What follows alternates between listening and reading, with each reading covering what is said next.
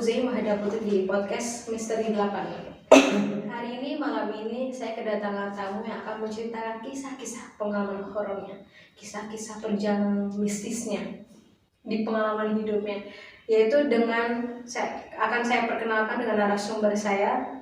Bisa perkenalkan dengan Mas siapa? Kenalin, nama gue Bayu Sadika Prastio, gue asal dari Bandung. Oke, bisa dipanggil dengan Mas Bayu. Mas Bayu dari Bandung. Mas Bayu ini dari Bandung berarti bisa bahasa Sunda dong ya? Bisa lah. Iya, lancar dong. Oke, penasaran dengan kisah perjalanan mistis horornya? Ini dia, podcast Misteri 8. Cek it out. Jadi gimana kisah pengalaman horornya? Kisah pengalaman, mungkin kalau buat pengalaman horor gue nggak dari kecil, gue tuh maksudnya apa ya, kurang percaya yang begituan lah. Dari kecil itu gue nggak percaya karena kecilnya gue itu bukan di Bandung atau di mana lah.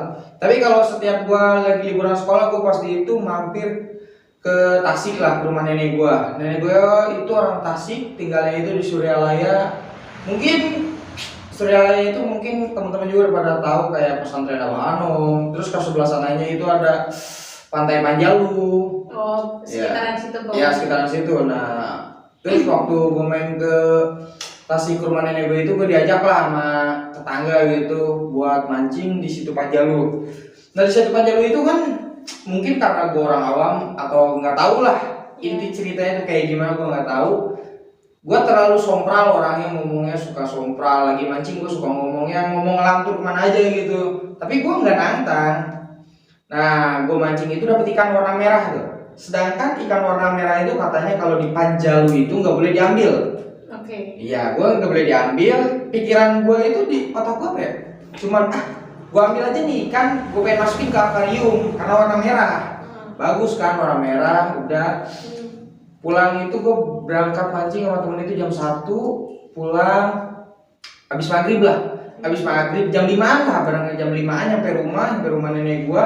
Si ikan gue masukin ke akuarium, gue tidur tuh. Nah, sadar-sadarnya gue itu kayak kayak kesurupan lah. Intinya tuh kayak kesurupan, minta si ikan merah itu gue yang nyuruh anterin balik ke Panjalu. Jadi gimana ya bisa membahasakan secara memberikan jadi kalau kejelasannya itu gimana ya? Ya intinya mungkin ya karena gue nggak tahu juga Panjalu itu kayak gimana, yang pas kuncinya gimana gue kan nggak tahu. Yang gue tahu Panjalu itu tempat pariwisata, tempat ziarah karena dulunya itu kan patilasan Prabu Siliwangi kalau nggak salah ya. Kerajaan Jawa Barat lah gitu. Gue pergi ke sana aja, gue nggak tahu dengan gue orang Bandung yang awam nggak tahu apa-apa. Gue cuma mancing happy bawa ikan pulang dari situ. Kali gue kesurupan, terus disembuhin lah sama adalah haji di situ gitu yang bisa nyembuhin orang-orang yang kesurupan kayak gitu. Gue disembuhin, ikannya dipulangin, tapi nggak gue yang ngulanginnya Pak Haji dengan cara nggak tahu lah, mungkin dia punya caranya sendiri. Tapi gue sadar dari situ, udah tuh dari sadar udah dari situ gue nggak pernah mau lagi main yang namanya Panjalu. Karena pada saat kejadian itu jadi membuat sampean trauma.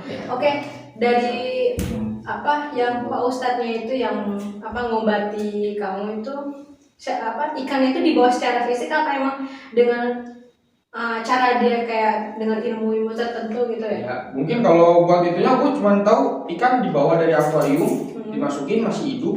Ikannya itu ikan mujair, mungkin ikan nila warna merah kecil, bagus, cuma diplastikin dia bawa. Cuman kalau dari situ gue nggak tahu ikan itu mau dibawa kemana. Yang penting dalam mungkin nenek gue atau keluarga gue, yang penting gue sadar, udah itu aja. Karena kan Panjalu juga terkenal, tahu dikit ceritanya. Panjalu itu mungkin kayak apa ya? Ya situ lengkong mungkin sebutnya. Di situ juga kan ada kayak bumi alit. Bumi alit itu jadi tempat penyimpanan keris. Gue pernah juga masuk lah ke situ, cuman nggak mancing kayak itu, cuma masuk.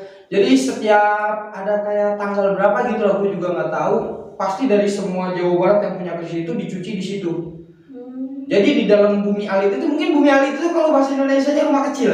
Iya. Ya kan, bumi alit rumah kecil, bahasa Indonesia rumah kecil di Panjalu.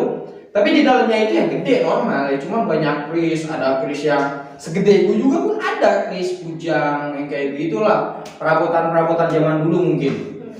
Ya pokoknya setiap tanggal berapa itu pasti dicuci di situ ya. Mestinya mungkin kalau dari pengalaman gue ya di Panjalu ya, kalau buat di rumah nenek gue itu aja.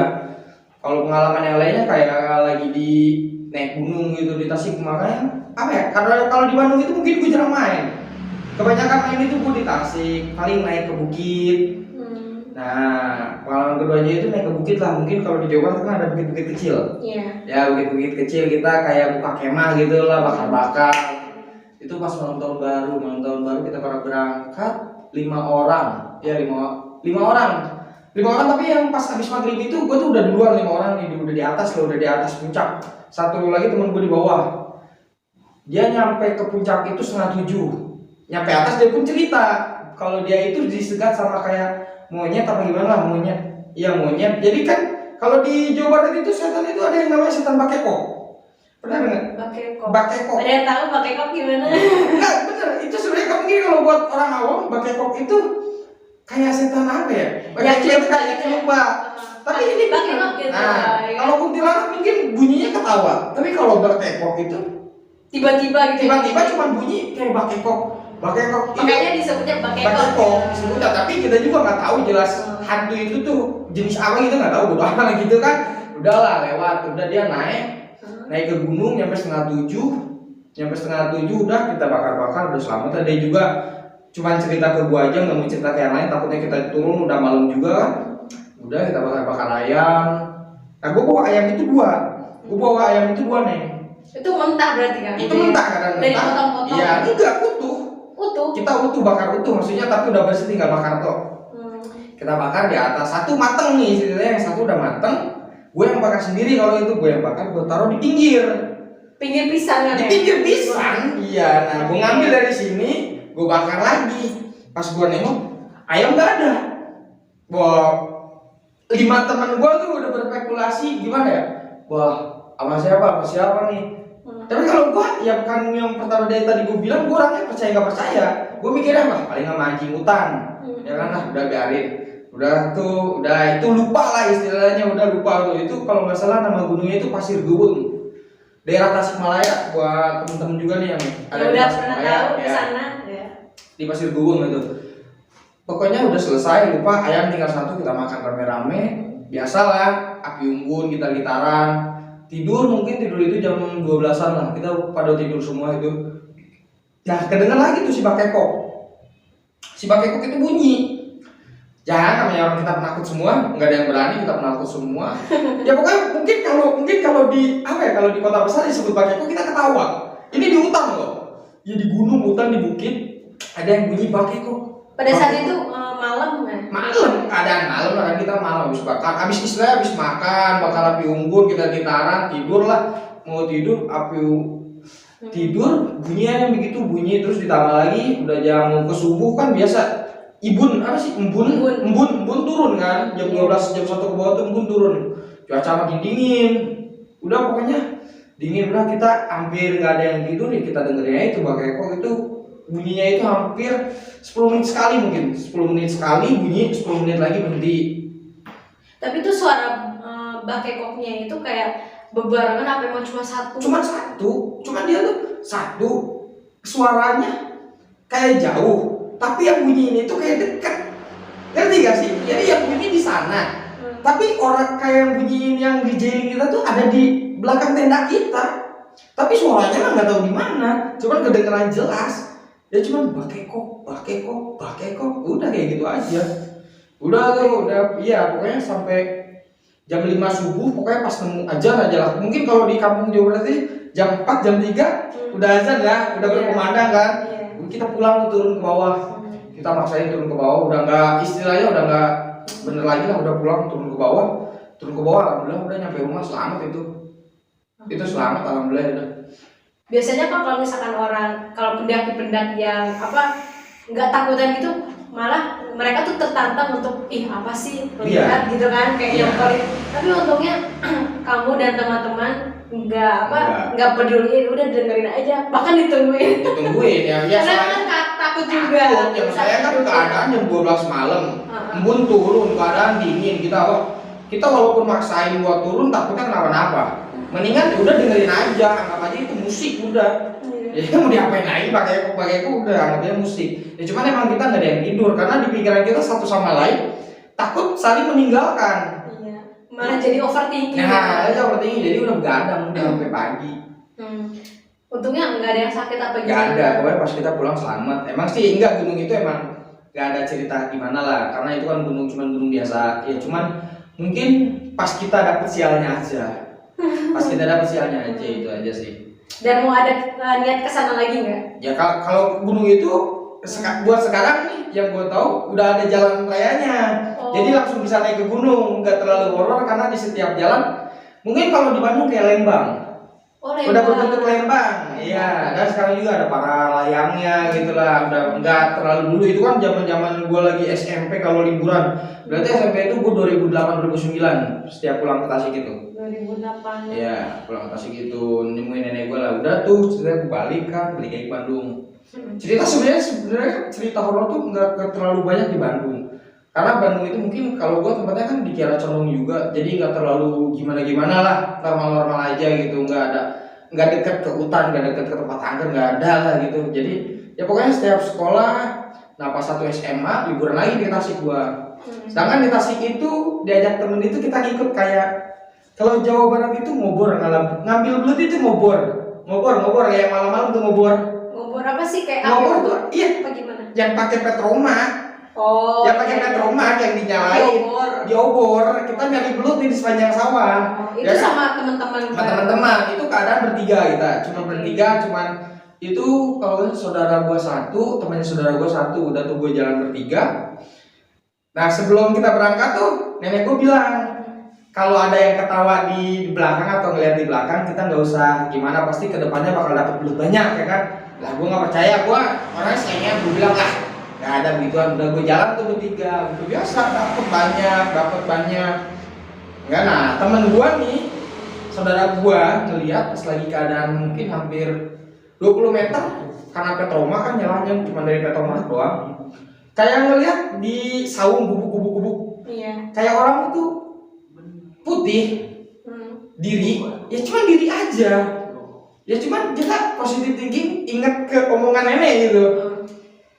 Pokoknya udahlah kita tinggalin, jadi nggak arah ke sana gitu, kita langsung ke belakang, tapi kita ambil belut satu, yang kita udah dapet kita lempar ke belakang, tapi jangan nengok. Jadi kita dapat belut nih, di ember kan, cuma dapat 2 atau 3, satunya kita ambil kita lemparnya ke belakang. Udah itu istilahnya mungkin kayak udahlah kita berbagi. Tapi gua kedepannya bener itu penuh, dapat sampai 1 ember. Wah, bener nih kata-kata si nenek. bener. Itu bener tapi rezeki pokoknya sampai ke depan itu ada 1 ember. Oke. Iya 1 ember. Tapi pas pada ngambil belut ya, belutnya itu pasti kan terngiang-ngiang sesosok ya, penasaran kan. Tapi cuma dipendam aja, takut yang lainnya takut iya, juga. mungkin yang lain juga ada yang gua lari gimana, terus saudara gua lari takutnya gua nggak bisa lari. Tetap stay cool gitu. Iya, tetap stay cool karena mungkin kan yang berdua itu istilahnya kuncennya di situ lah. Gua kan nggak tahu. Udah tuh kita dapat banyak lah istilahnya ya. Biasa namanya ngobor itu pasti disegat sama ular-ular belang, ular kobra, udah biasa gitu. Kalau ular mendingan ular sekali daripada begituan. Kalau ular kan istilahnya masih bisa digebuk. Kalau begituan kan bisa digebuk. Yang ada kita diketawain ya buntang-banting kita kabur. Udah. Iya baliklah tuh. Gue di situ hampir liburan hampir seminggu lah. Udah tuh selang 2 hari gue biasa.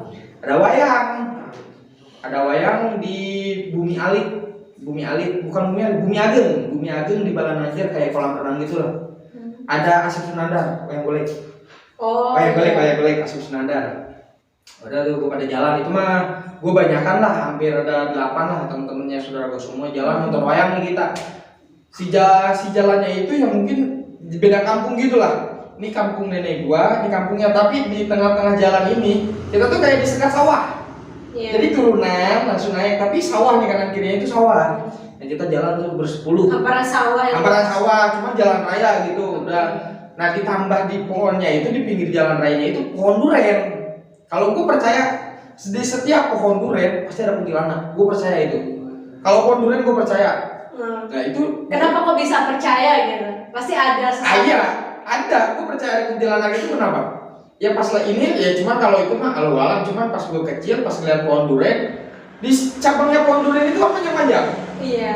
Nah, banyak yang duduk di sininya putih. Ya gue nggak tahu itu apa. Cuman gue berpikiran pohon duren angker aja bagi gue. Gitu. Udah ya udah gue jalan pas gue ngeliat pohon duren kan mau berapa menit lagi gitu nyampe pohon duren. Udahlah. Yang nonton juga pasti nyampe maksudnya sampai selesai. Soalnya kan wayang golek atau wayang Asep Sunadar itu yang dulu itu 2009-2010 itu harus nonton sampai selesai. Kalau enggak Kita pulang yang tadi kan kita pulang cuma berdua atau bertiga, kita pasti bakal ketemu lah. karena sepi ya perjalanan. Karena sepi perjalanan ditambah kita juga nonton wayang itu emang ada tuh begitu. Oh iya. Beda sama sekarang, nonton wayang sekarang kita pulang ya pulang. Tapi dulu 2008-2009 yang gue tahu nonton wayang itu harus sampai selesai. Kalau nggak selesai kita pulang ya kita bakal ketemu sama begituan. Nah gue 10 orang nih nyampe nonton wayang lah. Nyampe mulai wayang itu jam 10 jam 11. Nyampe nonton biasa jam 1 nih ceritanya jam 1. Ya gue emang goblok apa gimana sih? Lagi nonton enak-enak gue sakit perut. Kadang gue sakit perut itu mah gue bingung. Gue bilang saudara gue nih di mana ya? Pup lah istilahnya buang air di mana nih? Paling ketemu masalah yang kemarin gak enak lah. Nyari masjid kan gak ada juga. Maksudnya jauh lah dari masjid tempatnya. Udah pulang aja yuk. Wah pulang gak ada yang berani tuh emang situ pulang gak ada yang berani. Gue udah nahan BAB gimana sih udah gak enak banget. Udah tuh gue maksain pulang berlima. Yang 5 lagi mah nunggu. Udah gue pulang. Salahnya gue kenapa gak berenam? Kalau gue berempat gue ganjil nih keadaan gue ganjil 5. Karena emang genting banget udah di ujung tanduk. Iya ujung tanduk juga. Masalahnya ini 5. Iya. 5 orang yang pulang. Udah jalan lah gue pulang gue bilang gue juga minta maaf gue sebut sumpah gue megang batu kan kalau orang dek kantongin batu mitosnya megang batu pasti udah pada tahu kan gue megang batu gue udah kantongin aja udah jalan gue tuh pulang lah intinya pulang itu jam setengah 3-an jam setengah 3 ya setengah 3 gue lewatin hutan bukan hutan lewatin sawah pohon duren yang tadi gue di pikiran gue udah gak enak di pohon duren anjir pohon duren yang kata gue mana ini dan yang gue sadar di pikiran kita semua berlima, kita tuh pulang berenam. Kita pulang berenam, padahal kita tuh aslinya berlima. Kita tuh asli pulang berlima. Tapi di saat kita ya jalan ya namanya jalan biasa, ada yang berdua, ada yang bertiga, ada yang sendiri ya. Tapi tengah-tengah gitu jalan, minggir, kok ada yang aneh gitu. Maksudnya ada yang aneh ini di posisi belakang, perasaan berlima tadi pulang tuh berlima. Gue inget berlima, semua juga mungkin pada inget.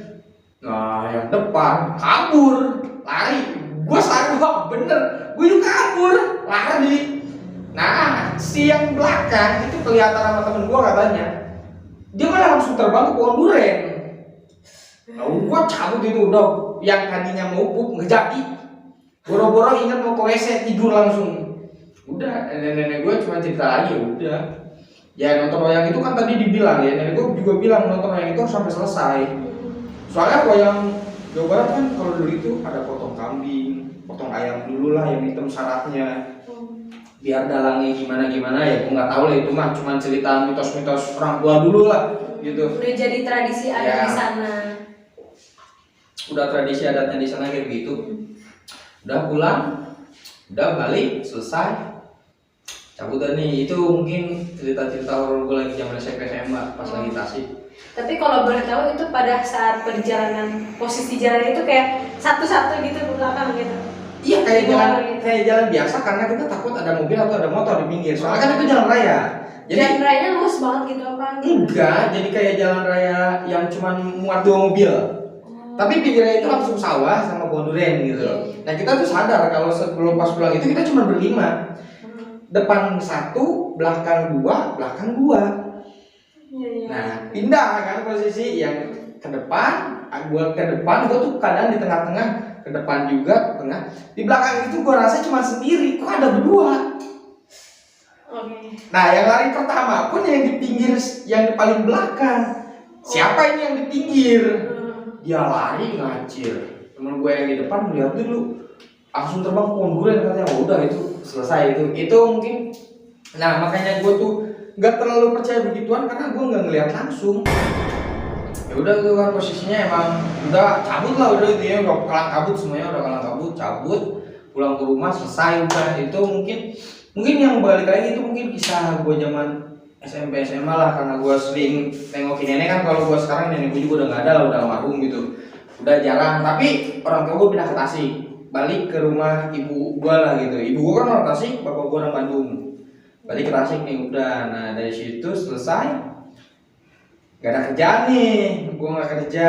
Yaudah gue berangkat nih ke sini, ke Kediri. Kerja gue di Kediri ya gue kerja kayak ya ini gue lah, buka pabrik kecil-kecilan. Nah di pabrik pun banyak kejadian-kejadian aneh. Mengenai Yang ya mungkin kalau di Kediri ini di pabrik gue nggak terlalu kelihatan sosoknya gimana, cuman gangguan-gangguan yang anehnya ya mungkin gue juga nggak tahu itu tikus atau apa lah ya. Cuman kalau tikus berasanya mungkin gak bakal merinding. dari suara-suara Ya, atau jatuhnya barang juga beda kan. Kalau tikus itu mungkin kecil ya udah.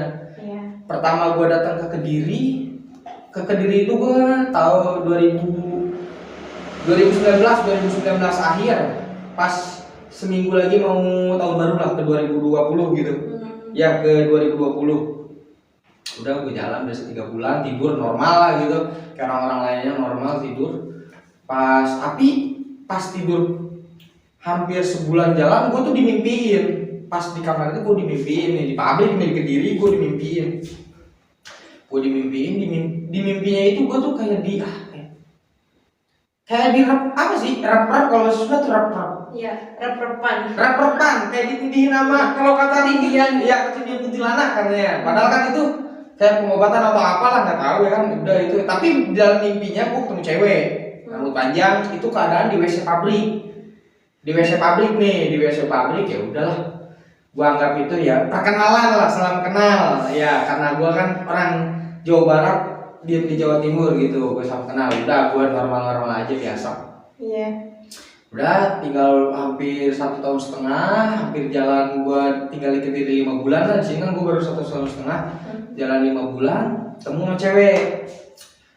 Cewek gua itu rumahnya Banjar Melati. Iya, rumahnya di Banjar Melati. Gue punya pacar nih, orang Banjar Melati Kediri.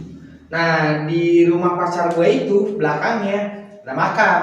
Ya gue nggak tahu makam siapa lah, gue nggak tahu juga kan.